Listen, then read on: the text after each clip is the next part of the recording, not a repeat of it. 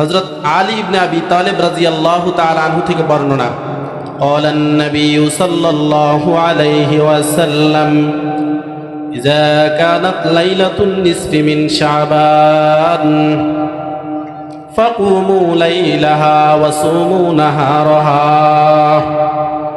আল্লাহর নবীর প্রিয় সাহাবী হযরত আলী রাদিয়াল্লাহু তাআলা আনহু থেকে বর্ণিত, আল্লাহর নবী বলেন, যখন লাইলাতুন নিসফি মিন শাবান তথা শাবানের মধ্য 14 তারিখের দিবাগত রাত তোমাদের কাছে আসে, তোমরা ইবাদত করবা। ফাকুমু লাইলাহা, রাত্রিবেলা তোমরা ইবাদতের মধ্যে কাটাবে। ওয়াসুমু নাহারহা, দিনের বেলায় তোমরা রোজা রাখবে। ফাইন্নাল্লাহা তাআলা ইয়ানজিলু লিগুরুবিশ শামসি ইলাস সামাঈদ দুনিয়া, কারণ আল্লাহ রাব্বুল আলামিন ওই দিন সূর্য ডুবার সাথে সাথে প্রথম আসমানে আত্মপ্রকাশ করেন। আত্মপ্রকাশ করে এবার আল্লাহ বান্দাকে শুধু ডাকতে থাকে, আলা মিন মুস্তাগফিরিন ফাগফির লাহ, আছো কি কোনো গুনাহগার বান্দা, আমি আল্লাহর কাছে ক্ষমা চাইবে, আমি আল্লাহ তোমাকে ক্ষমার জন্য প্রস্তুত। আলা মিন মুস্তাগফিরিন ফাআলা মিন মুস্তারজিকিন ফারযুকাহু, আছো কি কোনো রিজিকের অভাবওয়ালা, আমি আল্লাহর কাছে রিজিক চাইবা, আমি আল্লাহ তোমাকে রিজিক দেওয়ার জন্য অপেক্ষায় আছি। আলা মিন মুবতালান ফাউআফিয়াহু, আছো কি কোনো কষ্টের মধ্যে বিপদের মধ্যে পড়নেওয়ালা ব্যক্তি, আমি আল্লাহর কাছে তুমি বিপদ থেকে মুক্তি চাইবা, আমি আল্লাহ তোমাকে বিপদ থেকে মুক্তি দেওয়ার জন্য বসে আছি। আলা কাজা হাত্তা ইয়াতলু আল ফাজর, আল্লাহর নবী বলেন, আল্লাহ তাআলা বান্দাকে এভাবে বিভিন্নভাবে ডাকতে থাকেন, কতক্ষণ পর্যন্ত? যতক্ষণ পর্যন্ত সূর্যটা উদিত হয়। এই হাদিস থেকে লাইলাতুন নিসফি মিন শাবান, শবে বরাতের আমরা ফজিলত পাই, যে আল্লাহ এবং আমলও পাওয়া যায়। কিন্তু আমাদের দেশে একদল আছে যারা বলে শবে বরাত বলতে কিছুই নাই, এগুলো সব ফাও, সব বেদাত, তারাও বাড়াবাড়ির মধ্যে আছে। আবার আরও একদল আছে তারা বলে শবে বরাতে হালুয়া রুটি, জশ্নে জুলুস এগুলো যদি না করে, ফটকা ফোটানো, বাজি ফুটানো এগুলো যদি না করে, তাহলে শবে বরাতে আদায় হয় না, তারাও বাড়াবাড়ির মধ্যে আছে। আমরা আছি উম্মাতান ওয়াসাতা, মাঝামাঝি অবস্থায়। কোরআন হাদিস থেকে যতটুকু আমল পাবো ততটুকুই করব, এর বাহিরে কিছু কমাবো না, বাড়াবো না। উম্মাতান ওয়াসাতা আমরা, এজন্য আমরা হাদিস থেকে যে আমলগুলো পাবো শুধুমাত্র সে আমলগুলো করব, এর বাহিরে কোনো ধরনের আমল করার চেষ্টা করব না। তাহলে এই রজনীর আমরা এই হাদিস থেকে দুইটা আমল পাইলাম। এক নাম্বার আমল হলো যে আমরা রাত্রিতে, শবে বরাতের রাত্রিতে আমরা ইবাদত করব। কি ইবাদত করব? নির্দিষ্ট কোনো নামাজ নাই শবে বরাতের, নির্দিষ্ট আলাদা করে কোনো ইবাদত নাই, আমল নাই। তবে এই রাত্রিতে আমরা বেশি বেশি নফল নামাজ পড়ব, এই রাত্রিতে বেশি বেশি কিছুক্ষণ পর্যন্ত আমরা দোয়া করব এবং জিকির আজকার করব, কোরআন তিলাওয়াত করব, করতে করতে আমরা রাত্রটাকে কাটাই দিব। এরপরে দ্বিতীয় আমল যেটা পেলাম সেটা হলো পরের দিন রোজা রাখা। দ্বিতীয় আমল, আমরা পরের দিন রোজা রাখার চেষ্টা করব। 3 নাম্বার শবে বরাতের আমল যেটা পাওয়া যায় হাদিসের মধ্যে, সেটা হলো কবর জিয়ারত করা। প্রমাণ, নবী আলাইহিস সালাতু ওয়াস সালাম একদিন হযরত আয়েশা সিদ্দিকা রাদিয়াল্লাহু তাআলা আনহার ঘরে আসলেন। তিনি কাপড় চোপড় খুলবেন, এমত অবস্থায় হঠাৎ করে তিনি আবার কাপড়গুলো পরে ঘর থেকে বের হয়ে গেলেন। আয়েশা সিদ্দিকা রাদিয়াল্লাহু তাআলা আনহা, মহিলা মানুষ, চিন্তা করলেন কি ব্যাপার, নবী আমার কাছে আসলেন আবার দেখি বের হয়ে গেলেন, না জানি আমার অন্য কোনো সতীনের ঘরে গেছে কিনা, একটু দেখে আসি। নবী আলাইহিস সালাতু ওয়াস সালামকে দেখার জন্যে আয়েশা সিদ্দিকা বের হলেন। বের হয়ে সব সতীনদের ঘরে গেলেন, যায় দেখে না, নবীজি কোথাও নাই। এরপরে একটু দূরে যাওয়ার পরে দেখে যে নবী আলাইহিস সালাতু ওয়াস সালাম জান্নাতুল বাকি, অর্থাৎ মুসলমানদের যে মদিনাতে কবরস্থান, সেখানে নবীজি দাঁড়ায় দাঁড়ায় কবরবাসীদের জন্য মাগফিরাতের আল্লাহ তাআলার কাছে দোয়া করতেছেন। আয়েশা সিদ্দিকা নবীজিকে পিছন দিকে দেখে দৌড় দিয়ে তিনি ঘরের মধ্যে চলে আসলেন। নবী আলাইহিস সালাতু ওয়াস সালাম আসার পর আয়েশা সিদ্দিকাকে দেখতেছে তিনি এখনো হাঁপাইতেছে। জিজ্ঞেস করে, আয়েশা ব্যাপারটা কি, তুমি কোথায় গেছো? আয়েশা সিদ্দিকা পুরো ঘটনা বলার পরে নবী আলাইহিস সালাতু ওয়াস সালাম বলেন, আয়েশা তুমি কি মনে করো আল্লাহ এবং তার রসুল কোনো মানুষের উপর জুলুম করবে, কোনো মানুষের হক নষ্ট করবে, এটা কি তুমি ধারণা করো? এরপর আয়েশা সিদ্দিকা রাদিয়াল্লাহু তাআলা আনহাকে আল্লাহর নবী বলেন যে আজকে আমি তোমার ঘরে প্রবেশ করার পর ওই মুহূর্তে আমার কাছে জিবরাইল আমিন এসেছেন, এসে আমাকে বলেছেন, নবী আজকের এই রাত্রে আল্লাহ রাব্বুল আলামিন বনি কালবের যে ছাগল আছে ওই ছাগলের পালের যে পশম আছে ওই পশমের চাইতেও বেশি মানুষকে আল্লাহ তাআলা এই রাত্রিতে ক্ষমা করে দেন। বলে এই জন্য আমি এই ঘোষণা পাওয়ার পরেই আমি আল্লাহ রাব্বুল আলামিনের কাছে আমার এই মুসলিম যে সমস্ত কবরবাসীরা আছে তাদের কবরের কাছে গেলাম, যে তাদের জন্য আল্লাহ তাআলার কাছে মাগফিরাতের দোয়া করলাম। নবীজি আয়েশা সিদ্দিকাকে কিছুক্ষণ পরে ডাক দিয়া বলে, আয়েশা তুমি কি আজকে আমাকে একটু অনুমতি দিবে, আমি যাতে করে আল্লাহ রাব্বুল আলামিনের ইবাদত আর একটু বেশি করে করতে পারি? আয়েশা সিদ্দিকা রাদিয়াল্লাহু তাআলা আনহা আল্লাহর নবীকে ডাক দিয়া বলে, কেন নয় ইয়া রাসূলুল্লাহ, কেন আপনাকে অনুমতি দিব না? প্রশ্ন হলো, নবীজি স্ত্রীর কাছে ইবাদতের জন্য অনুমতি চাওয়ার প্রয়োজন হলো কেন? কারণ আমার নবী হলেন রাহমাতাল লিল আলামিন। রাত্রিবেলা ঘুমানোর সময় এটা স্ত্রীর হক, যেহেতু তার হকটাকে কিছুটা হলো তার হক যদি সে না ছাড়ে, সে যদি বলে না আমি আপনাকে অনুমতি দিলাম না, স্বামীর জন্য অনুমতি নাই যে সে যাই নফলে ইবাদত করবে, নবীজি এই জন্য এই অনুমতিটাও নিয়ে নিলেন। নিয়া নবী আলাইহিস সালাতু ওয়াস সালাম আয়েশা সিদ্দিকার বরাত অনুযায়ী বোঝা যায় আল্লাহর নবী দীর্ঘ সময় পর্যন্ত নামাজের মধ্যে দাঁড়িয়ে গেলেন। আয়েশা সিদ্দিকা রাদিয়াল্লাহু তাআলা আনহা বলেন, আমার প্রিয় মাহবুব, আমার প্রিয় ভালোবাসার মানুষ, তিনি এত লম্বা পরিমাণ সিজদা দিলেন, আমি ভয় পেয়ে গেলাম না জানি আমার প্রিয় ভালোবাসার মানুষটা দুনিয়া থেকে বিদায় হয়ে গেছে। এই জন্য আমি রসুলের পায়ের সাথে আমার হাতটা লাগাইলাম, লাগাইয়া দেখি না রসুল নড়াচড়া করেন, তখন আমি বুঝতে পারলাম না তিনি এখনো মৃত্যুবরণ করেন নাই। আল্লাহর নবী নামাজ শেষ করার পরে আয়েশা সিদ্দিকা রাদিয়াল্লাহু তাআলা আনহা নবীজিকে ডাক দিয়ে বলে, ইয়া রাসূলুল্লাহ, আল্লাহ রাব্বুল আলামিন আপনার অতীতের এবং ভবিষ্যতের যত গুনাহ আছে সব গুনাহগুলো ক্ষমা করে দিলেন, তারপরও কেন আপনি এত পরিমাণ কষ্ট করেন, এত পরিমাণ ইবাদত করেন? আয়েশা সিদ্দিকাকে নবীজি ডাক দিয়ে বলেন, আয়েশা, আল্লাহ রাব্বুল আলামিন আমার অতীতের ভবিষ্যতের গুনাহ মাফ করে দিয়েছে, এই জন্য কি আমি আল্লাহ তাআলার শুকরগুজার বান্দা হব না? এই রাত্রিতে আরেকটা আমল পাইলাম যে কবর জিয়ারত করা। নবীজি জান্নাতুল বাকিতে যাইয়া কবর জিয়ারত করেছেন।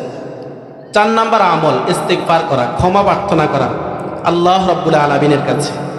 ক্বালান নবী সাল্লাল্লাহু আলাইহি ওয়াসাল্লাম, ইয়াত্তালিউল্লাহু ইলা খালকিহি, আল্লাহর নবী বলেন আল্লাহ রাব্বুল আলামিন এই দিন বান্দাদের কাছে আত্মপ্রকাশ করে।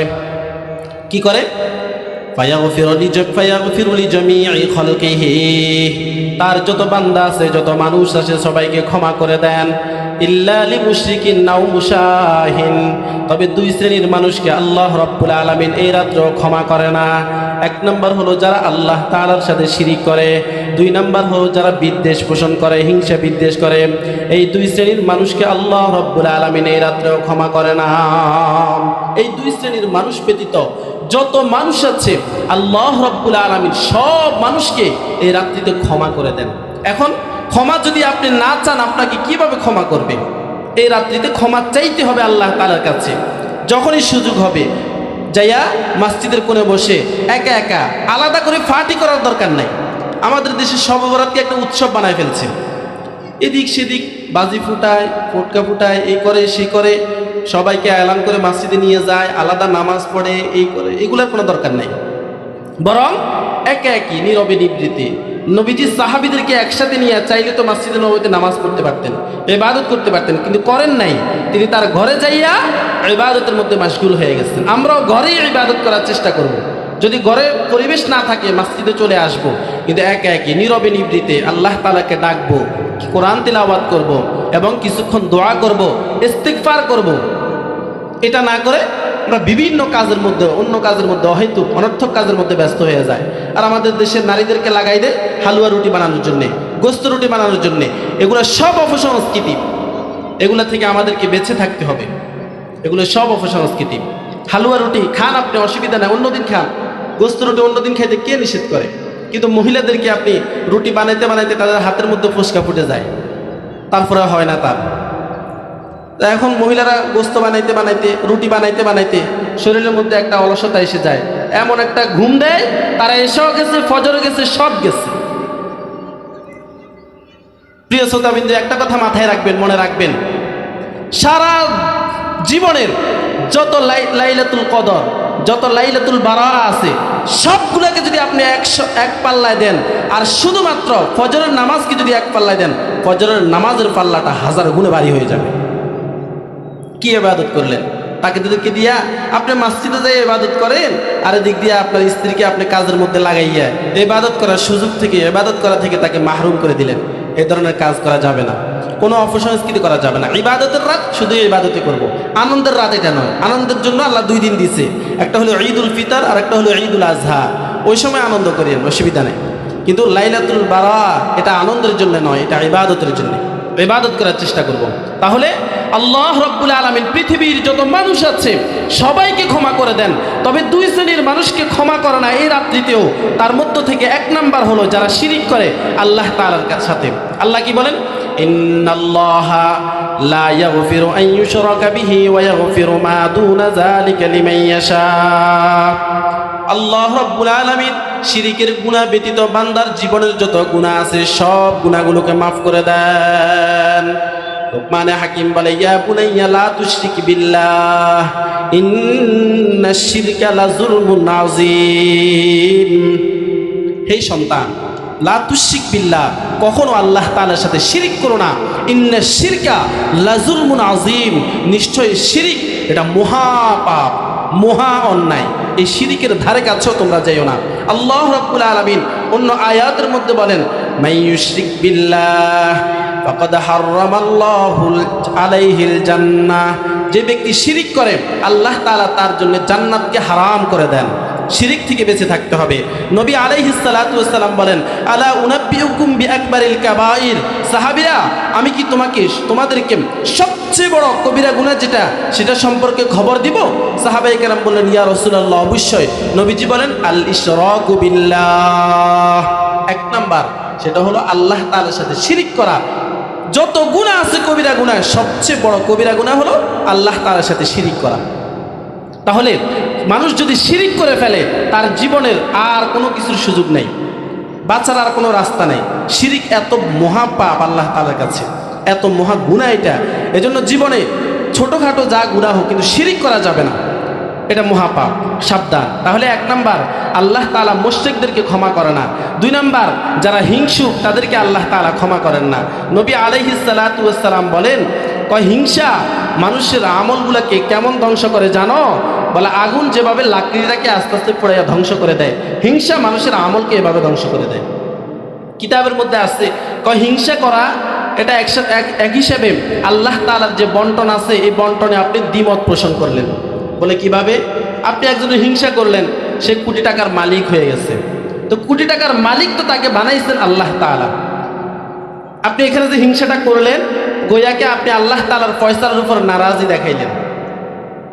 আপনি হিংসা করলেন, আরেকজনের 2 তলা বিল্ডিং বানাই ফেলাইছে, তারা তৌফিক তো দিচ্ছেন আল্লাহ তাআলা। আপনি হিংসা করার মানে আল্লাহ তাআলার এই ফয়সালাতে আপনি রাজি নয়। এজন্য যারা হিংসা করে বা যাদের অন্তরের ভিতরে হিংসা আসে, তাদের জন্য উলামায়ে কেরাম, পীর বুজুর্গরা তাদেরকে সবক দেয় যে তোমার ভিতরে যখন কারো ব্যাপারে হিংসা এসে যাবে, তুমি সাথে সাথে আল্লাহর কাছে দোয়া করবা, আল্লাহ তুমি আমার ভাইকে আরো বাড়িয়ে দাও, সাথে সাথে তুমি আমাকেও দাও, যাতে আমি তাকে হিংসা করা না লাগে। আমার ভাইকে আরো বাড়াইয়া দাও, কারণ হিংসা করলে তো তার কমবে না। হিংসা করলে লস আমার আমলগুলো ধ্বংস হয়ে যেতেছে, আমার সব কিছু ধ্বংস হয়ে যেতেছে। এই জন্য তারা বলেন যে তুমি তার জন্য দোয়া করিও, হিংসা করিও না। কুরআনুল কারীমের মধ্যে আল্লাহ রাব্বুল আলামিন বলেন, ওয়া মিন শাররি হাসিদিন ইযা হাসাদ। নবীজিকে আল্লাহ তাআলা যে কোনো একটা কারণে, একটা ঘটনার কারণে দোয়া শিখিয়ে দিয়েছেন বিপদ আপদ থেকে বাঁচার জন্য। কোরআনের আয়াত এটা, সূরা নাস। সূরা ফালাক নাস এগুলো তখন শিখেছিলেন, এটা অনেক লম্বা ঘটনা। তো সেখানে যারা হিংসুকের হিংসা থেকে বাঁচার জন্য নবীজি দোয়া করেছেন। এই জন্য আমরা কারো প্রতি অন্তরের মধ্যে কোনো বিদ্বেষ কিংবা হিংসা রাখবো না। অন্যান্য হাদিসের মধ্যে আরও পাওয়া যায়, এক হাদিসের মধ্যে এসেছে যারা টাকটুর নিচে জামা পরে তাদেরকেও আল্লাহ তাআলা এই রাত্রিতে ক্ষমা করেন না। মা আসফালা মিনাল কাবাইন মিনাল ইজারি ফিন্নার, টাকটুর নিচে লুঙ্গি বা পায়জামার যে অংশটা থাকে আল্লাহ তাআলা বলেন তাকে আগুনে স্পর্শ করবে, ওই জায়গাটাকে আল্লাহর নবী বলেন ওই জায়গাটাকে আগুনে স্পর্শ করবে। এজন্য টাকনুর নিচে জামা পরা যাবে না। আরেক হাদিসের মধ্যে এসেছে যারা আত্মীয়তার সম্পর্ক ছিন্ন করে তাদেরকে আল্লাহ তাআলা এই রাত্রিতে ক্ষমা করেন না, এবং যারা মদ পান করে তাদেরকেও আল্লাহ তাআলা এই রাত্রিতে ক্ষমা করেন না।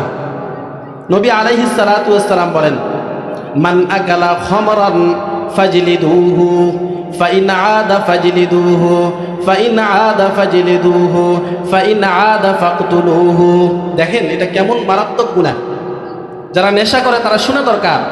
নবী আলাইহিস সালাতু ওয়াস সালাম বলেন, কোনো মানুষ যদি মদ পান করে তাকে দৌড়া মারো, দ্বিতীয়বার যদি আবারও পান করে দৌড়া মারো, তৃতীয়বার যদি আবারও পান করে আবারও দৌড়া মারো, চতুর্থবার যদি করে তাকে হত্যাই করে দাও, তাকে শেষ করে দাও, তার সংশোধনের আর কোনো রাস্তা নেই।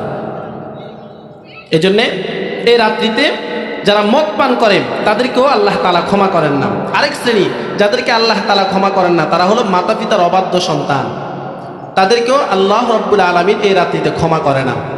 এই কয়েক শ্রেণীর মানুষকে আল্লাহ তাআলা এই রাত্রিতে ক্ষমা করে না। মুহতারাম হাজরিন, আমরা মসজিদে আসবো এই রাত্রে ইবাদত করার জন্য, কিন্তু আসার আগে অন্তরটাকে পরিষ্কার করে আসবো, অন্তরটাকে সাফ করে আসবো। যত এই কমিগুলো আছে আমার মধ্যে, ঘাটতিগুলো আছে, এগুলোকে আমরা দূর করে তারপরে মসজিদে আসার চেষ্টা করব।